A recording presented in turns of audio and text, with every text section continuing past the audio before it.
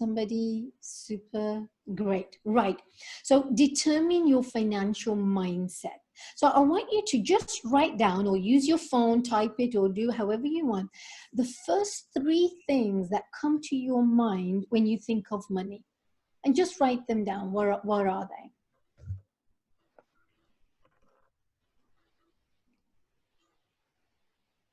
Is it positive or negative? And if you're not writing them down and you're just thinking about it, ask yourself, is it positive or negative? We urge you to write it down because then you're moving it from sort of what's inside here out and it becomes external, so it's easy to see. So is it positive or is it negative? And as we said, most people think of money in a negative way.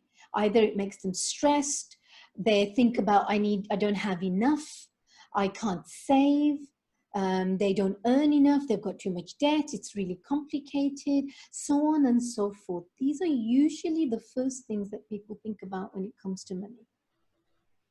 Now, if you're in that mindset and you're in a negative mindset, when you're doing your goal planning, when you're doing your finances, you're already going with that mindset. So you're likely not to make good decisions when you're doing that.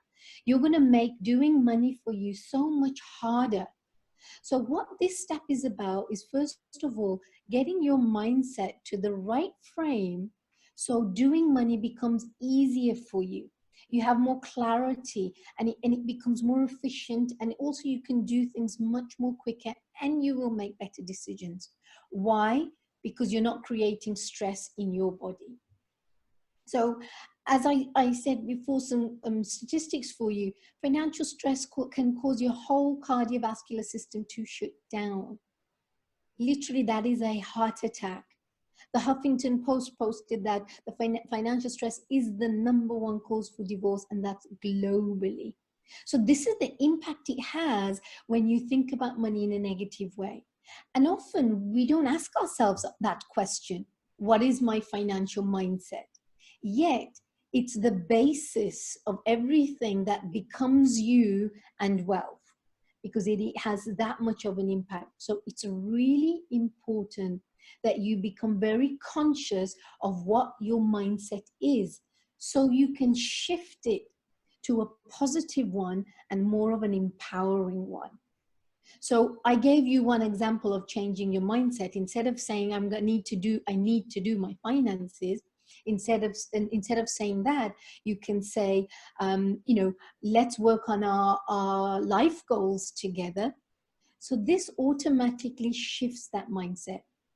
Now, when you look at your list, you'll either be in a negative mindset, a positive mindset, or you might be mixed.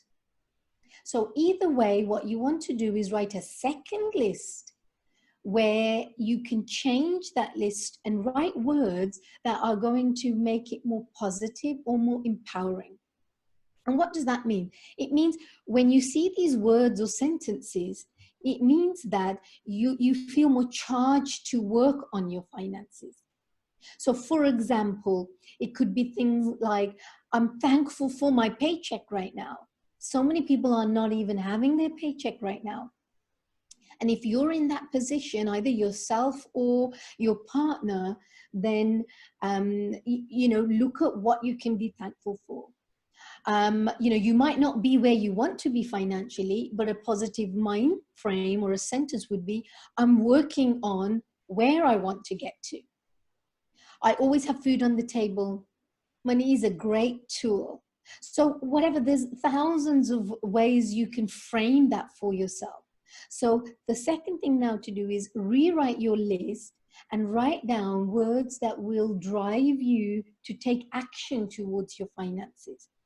And then what I suggest you do is you take those words and sentences and place them either on your computer, on your desk, put them at home, put them in the mirror, wherever, because what you want to do is, it's like training a muscle, right? So you need to create that visibility to help you reprogram your mind, because you've been doing this automatically. When I asked you, write down what you think of, I don't know how long you've trained yourself for to think of that in that way. So now you need to retrain yourself, reprogram yourself. So eventually, when you keep practicing that, the first thing that you think about when you think about money are going to be these positive things. So step one is determine your financial mindset. And when you're about to work on your money plan, on your finances, ask yourself, what am I focusing on right now? And the first thing to do is consciously shift from being in a negative mind frame into a positive one, and then do the work. And just a little bit more on mind frame. And I want to address fear very quickly, because fear is very real. You're probably going through a tougher time than you have been in the past. And it's important to process fear, because otherwise it gets stuck in the system, in the body, right? And that's how it creates illnesses. That's how it creates your behavior to change. So we must process fear. So another tool to use when you're creating the right financial mindset is to address fear head on. So the first thing to do is, or let's say the way most people think is that they generalize everything. So they say, the world is in a disaster at the moment. My life is a disaster. My finance is a disaster. Everything is a problem. But most of the time that's not true, and it's not 100% true, because not everything is a disaster. Maybe there are certain elements that you're really fearful of, and maybe there's certain challenges that are there. So the first thing to do is pinpoint what is the fear. And before you do that, an easy step to get there is to say to yourself, okay, well, what's actually changed right now financially? Is it that your income's gone down? Is it that one of your income has been lost? Is it that you're more fearful of a situation that may occur in the future that actually hasn't already occurred, right? Because most of the time, isn't that true? We stress about and create the feeling of a future that hasn't even happened yet. So it's asking yourself, what is it that's changed right now? So you can pinpoint, what is it I'm actually fearful of? I'm fearful that I cannot pay my bills. I'm fearful that I'm going to default on my loans. I'm fearful that I'm not going to have a job in the future. I'm uncertain about X, Y, and Z. So when you pinpoint it, you can now look at that in isolation instead of saying your whole world is terrible. And when you pinpoint it, you can now say, what is it about this I can control and not control? And of course, the things you can't control, let them be. You have to learn to let them go. But the things you can control, they're the things that now will be easier for you to take the actions you need to be able to address whatever is your actual fear. So I hope that makes sense. And this is one of the most fundamental steps, fundamental habits to have when your goal is to create abundance in wealth in your life. And to be able to do a money plan is to have the right financial mindset. Have a positive one, address fear so you can focus on. And this skill, by the way, is about conscious focus. Instead of just focusing on what media tells you to focus on, instead of focusing on what your friends are telling you to focus on, it's you deciding with your own mind, I'm going to focus on this. And by focusing on a positive financial mindset, will make the rest of these steps so much easier for you. Make sense? Super. So we're going to now move on to the next step. And the next step is go through your expenses. This is super crucial. A lot of people don't know where their money goes. They get to the end of the month and they kind of say, what happened? So what this is about is when you can go through your expenses, and right now it's so crucial because with what's going on, your financial situation may have changed. So what you need to do here is three things. The point of going through your expenses right now, and I'm talking about in this temporary situation, is to come out with a minimalized list of what you need to be spending your money on right now in these uncertain times. So the first thing to do is go through your list and look at what is essential for you. What are the essential costs? And a great read is a book called Essentialism. And it's super, and he talks about sort of minimalism in terms of saying yes to, you know, a few great things. Well, it's saying no to a lot of good things so you can say yes to a few great things. It's going from this is luxury spend to this is my necessity spend. And again, I'm going to just say that keep reminding yourself when you're doing this exercise, because it's a lot of cutting back and removing. Remind yourself this is a temporary situation. It's not, you know, because again, I'm a huge advocate of sort of saying it's not about save, save, save. So one day you can have the life that you deserve. It's really about balance. So right now you're in a temporary situation where really you need to assess what's necessary right now and what isn't, so you can maximize that disposable income in this uncertain time. So the first thing, go through what's necessary for you. What is it? What are your essential costs? Second, eliminate the things that you no longer need to spend money on right now. What can you completely eliminate? So for example, you're probably not spending on travel right now if you're working from home, right? You're probably not eating out as much if you're working from home also. So during this lockdown, there are a lot of fees and a lot of expenses that you actually don't have to pay for right now. Right. So look at the things that you can completely eliminate. And then the third is the in-between. What is it that you can reduce? Reduce by a margin or reduce significantly? What is it that you can reduce? Because you want to come away with a minimalized list of what your expenses need to look like now. And just a couple of things to help you manage some of your liabilities.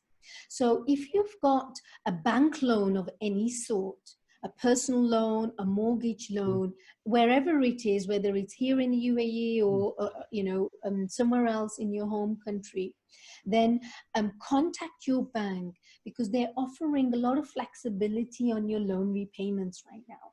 So contact them and find out what options you have so you can really manage this expense right now. Maybe they can freeze it, maybe they can reduce the amount, or maybe they can reduce the interest.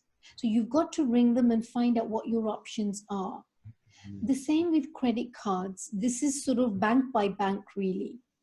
Contact your bank and ask them, I've got this credit card, what can I do to manage their expenses? They are trying to be helpful with their customers as best as they can.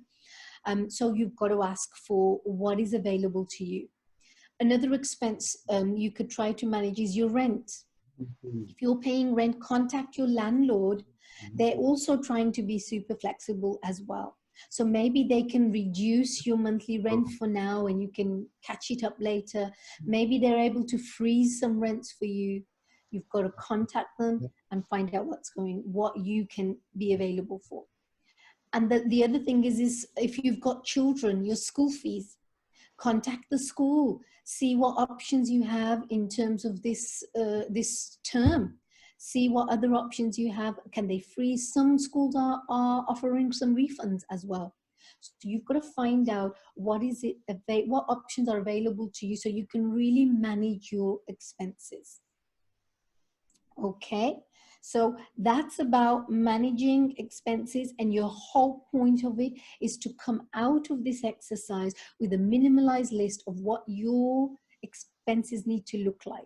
And if you're in a better position right now financially, because some people are working from home and they're getting paid the same, and they're managing to save more actually because they're not spending so much on their usual expenses. So allocate that, which is going to be the next step, one of the next steps what I go through, where again, it's not about saying, oh my God, you know, how am I going to manage? It's about being specific again. There are some things you're not having to spend on.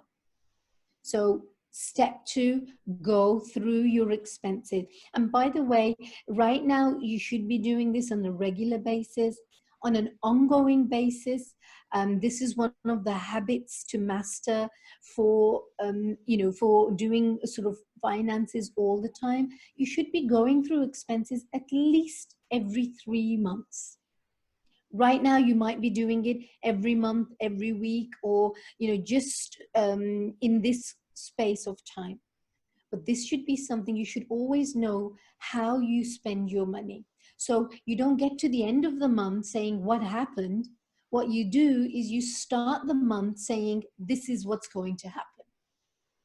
Step 2, go through your expenses. Step 3 is prioritize your emergency fund. Now, having an emergency fund is crucial. And yes, this should have already been in place because this is the very emergency that you would need such a fund for. Now, an emergency fund is not just about having some cash set aside. An emergency fund is anticipating lots of other costs as well. So I'm going to give you a list of things that an emergency fund actually is. And the first thing, and this is one of the most common mistakes that people make, and it's the biggest reason people fall into debt, is because they haven't separated a budget for miscellaneous expenses and emergency. So I'm going to share the difference. Miscellaneous expenses come out every single month.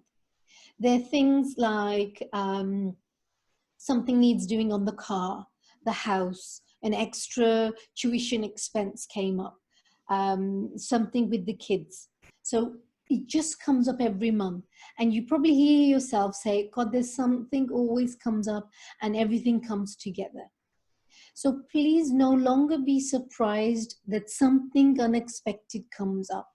The only surprising factor really should be, what is it? So in your monthly expenses, have an allocation budget for miscellaneous.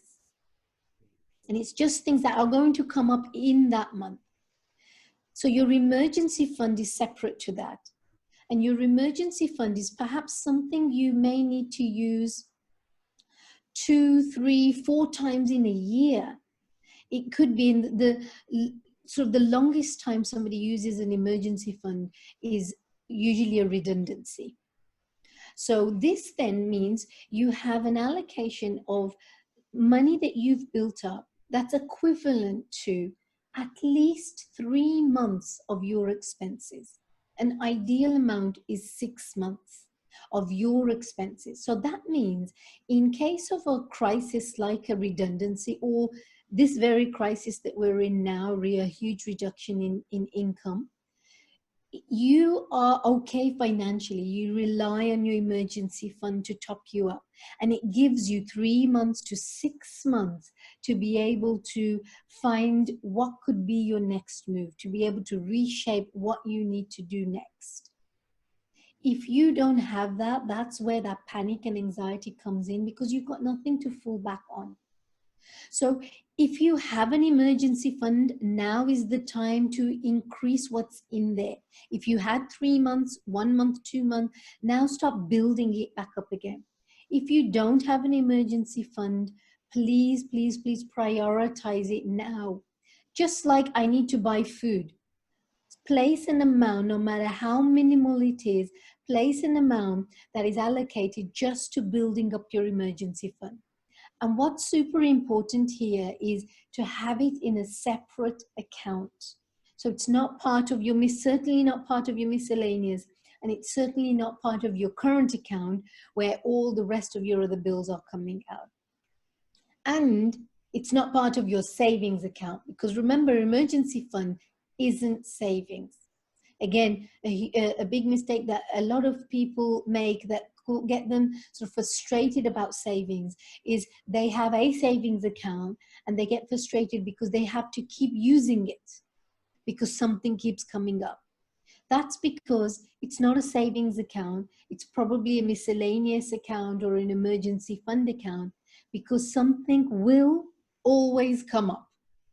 So separating emergency fund from your savings account is crucial. The other part of an emergency fund is your medical insurance. Prioritize your medical insurance. If you've got it already, I want you to just make a quick call to your provider and just recall and recap what you're covered for, especially what clinics you can go to. The last thing you want is have an emergency and not know which hospital you can go to or which clinic you can go to. And then the fourth part of your emergency fund is to have a life insurance policy or a critical illness insurance policy. This means in the event of your death, your family is taken care of. It's a minimal cost depending on your age and your medical history. So these are the 4 things that really make up having an emergency fund, and all these things should be separate from saving itself. Make sense? Right. So I'm going to move now straight to, and actually I've got this slide and I'll just share it with you. This just shows in terms of the claims on life insurance and critical illness insurance. It's not usually people get to old age, you know, that they claim on a policy. The average age for somebody to pass away is age 50. So it's not really old age we're talking about here. The average age of a critical illness is age 48.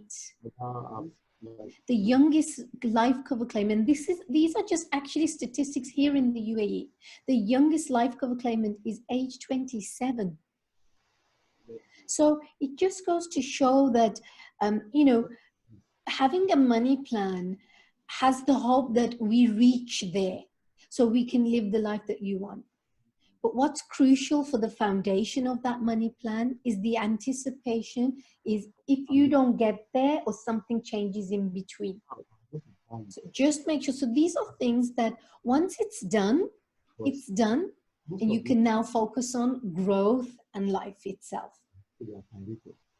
So I'm going to move on to the next step, and I'm going to keep moving on swiftly so we can make sure that we stay within the time frames. So the next step is about saving and planning ahead. And what's important about planning ahead, and the most important part about this step, is to be super organized. Again, another skill to master. When things are messy, that's when it creates unnecessary chaos. So what happens here is most people operate from either one bank account or 2. They have a current account where the salary comes in, they have a savings account. And if you think about, when I went through your income and expenses, there's so many transactions that come out on a monthly basis. So I want you to consider it like a filing system. In your place of work, would you have one file for all your clients, all your projects, all your emails, and have it all in this one file? No, you wouldn't, because it causes chaos. You wouldn't know where one thing is or where the other thing is, and you wouldn't be able to see what's going on. So it's exactly the same when it comes to your finances. So I'm going to urge you to create multiple bank accounts and look at it as a filing system. So have separate bank accounts for especially the things that don't come out monthly. Most people trip up when it comes to those expenses. So as you can see here, miscellaneous should be a separate account. Now, don't let the bank stop you. If you're unable to open an account, it's pretty easy most of the time to do because you can just do it online. But if for whatever reason you can't, or it requires more time, just create an envelope. The most important thing is to separate it so you can see what's going on. Because to be able to save means that you've budgeted properly. So actually the amount that you're saving is the amount that you can afford to forget about because everything else is covered. Another big trip up is travel. Again, living in a different country, even for nationals and expats, travel is part of our expenses. But what happens is a lot of people dip into their savings for travel, but yet travel is just an expense. So when you go through your income and expenses, allocate budgets for everything to come out monthly. So it's almost like a conveyor belt system. Your income comes into your salary account, and then just like this flow chart here, it goes straight out like this into different sections. Rent, school fees, travel, miscellaneous, emergency fund should be another one actually on here. So whatever it is for you, create sub-accounts so you can then really determine how much you can save. Because when it comes to saving, the amount you're allocating towards savings should be the money you need for your future goals. So it's not about covering travel, covering rent, covering anything else. So the first bit about being able to save is to allocate a true amount that you can actually put away right now. So what that could look like is something like this. So when it comes to saving, saving itself will be distributed between your short-term goals, your medium-term goals, and your long-term goals. And a lot of people, when it comes to sort of money, the first questions they ask is, what's the best investment? Where's the best place to put my money? How can I grow my money? How can I do this? But the first thing is to make sure those 3 steps before are actually in place and solid. Because then it means in that event of the emergency, you don't have to break into your portfolio if the timing is not right to access cash. So your short-term savings, you would look at banks really, because you need that access to your money quite quickly. Your medium-term savings and your long-term savings, this is where you can start to create a portfolio of different investments.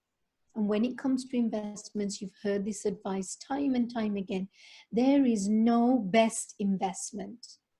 The best thing to do about creating a portfolio is to be diversified. People say, shall I put my money in property? Shall I put my money in stocks and shares? Shall I put my money in a business? Do all of them, because we don't know. And if we did know, we wouldn't be on this seminar. We'd be on our private island somewhere enjoying something else, right? So we don't know. It just means what's important is you've got different asset classes and you've got policies or investments that are maturing at different time frames. Because being financially free doesn't mean that you've got a great portfolio on paper. It means you've got access to cash anytime you want for the amount that you want, wherever you are. So that means if you want access to money, you just need lots of options. Shall I take it from my cash right now because cash is fine? Shall I take it out of my property right now because I've made a great amount on my property? Shall I take it out of my portfolio because right now it was a great time to take it out of that stock or share? So it's really about creating choices for yourself. So savings doesn't, it's not always about where's the best investment. The first thing to do is determine for yourself, what time frame is it for? Is it for your short term, medium term, long term? When do I need access to that money? And the second thing is make sure you know exactly what is your attitude to risk.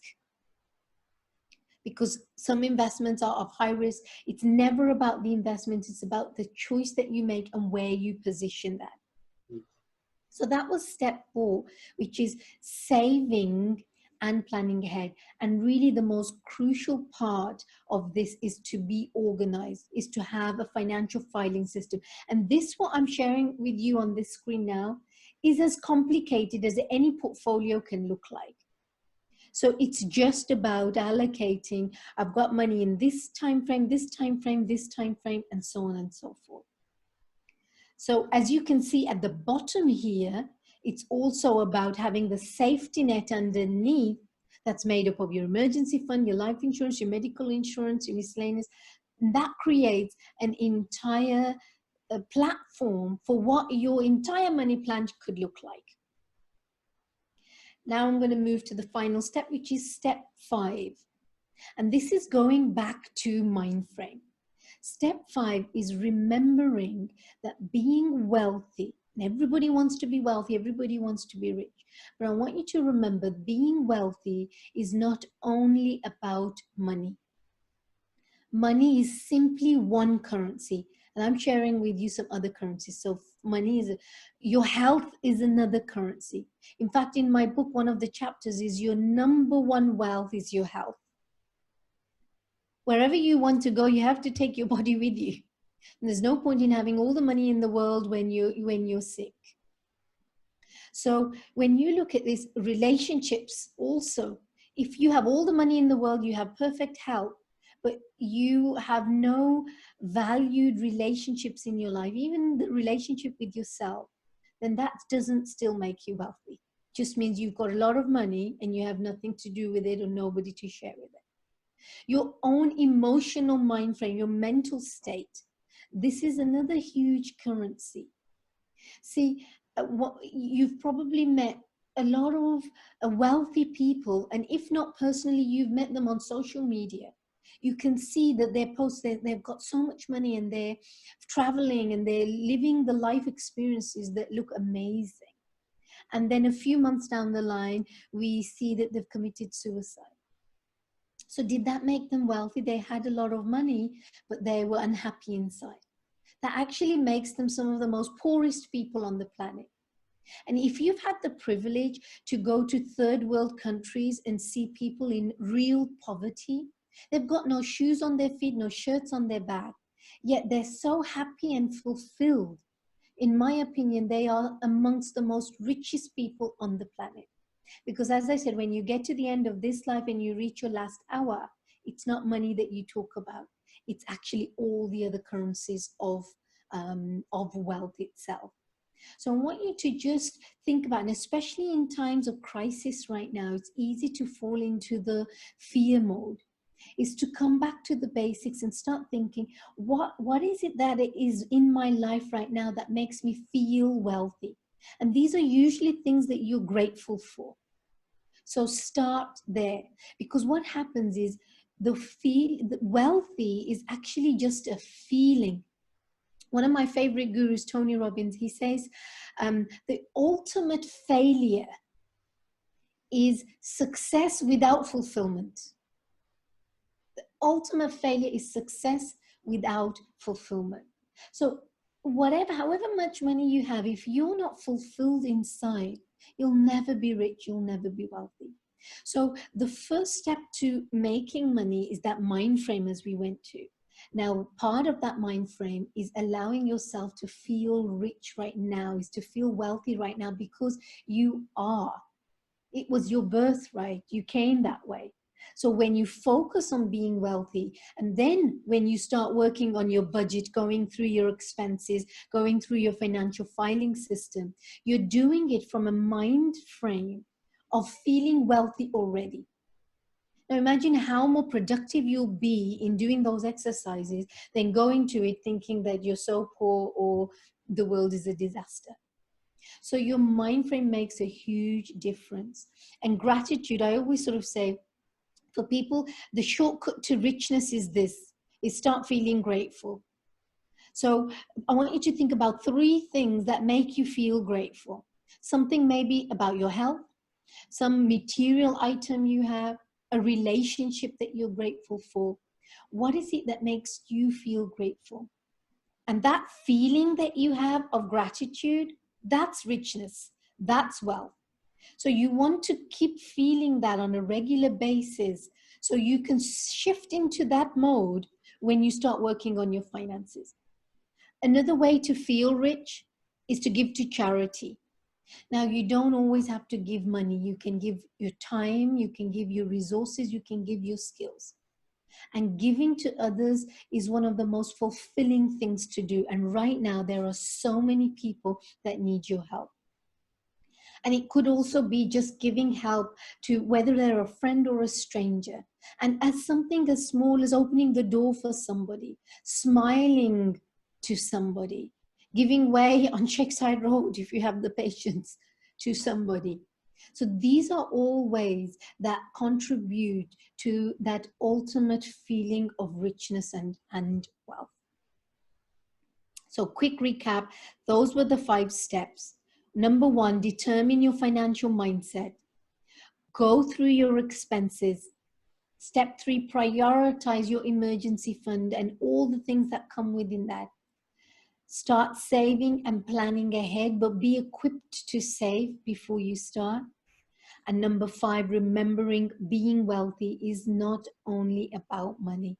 Start richness from within and then work on your money plan.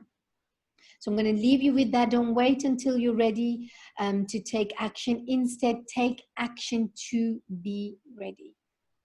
I am here. I am available to you. You can follow me on Instagram, on LinkedIn.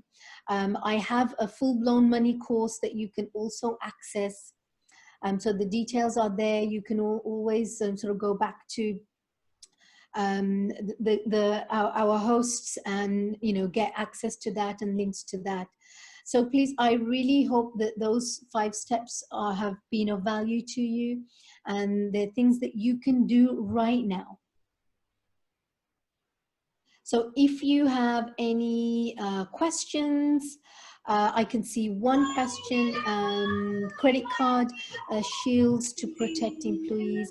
So right now, actually, that's not on, it depends on where your credit card is. So somebody is asking, do we have protection if we lose our job on a credit card? Usually the credit cards in the UAE don't have that option. They don't cover the redundancy option, but credit cards overseas do. So you need to just contact your bank and ask them, what options do I have with this credit card? I can't see any other questions. Ladies, anything from you? Just one question. So I think that's it. So that was all of the steps. If you've got a question, you can unmute yourself now and shout out your question. Yes. Come back here. There is one question from Dr. Sanjay. Yes, sir. So I think that's all from myself. Those were the 5 steps. If you take those steps, you will improve your financial situation wherever you are right now, even if it's by a margin. And Ms. it's always Rasheda? about looking ahead. So that's it from me. As I said, any other questions, please get in touch with me directly, and I'm happy to continue to support you on your journey to financial abundance. Thank you. Thank you very much, Ms. Thank Rasheda. you. So have a wonderful day. Stay safe. Plan well. Thank you very we'll all much. speak. Thank you very much, everyone, for being here. Thank you.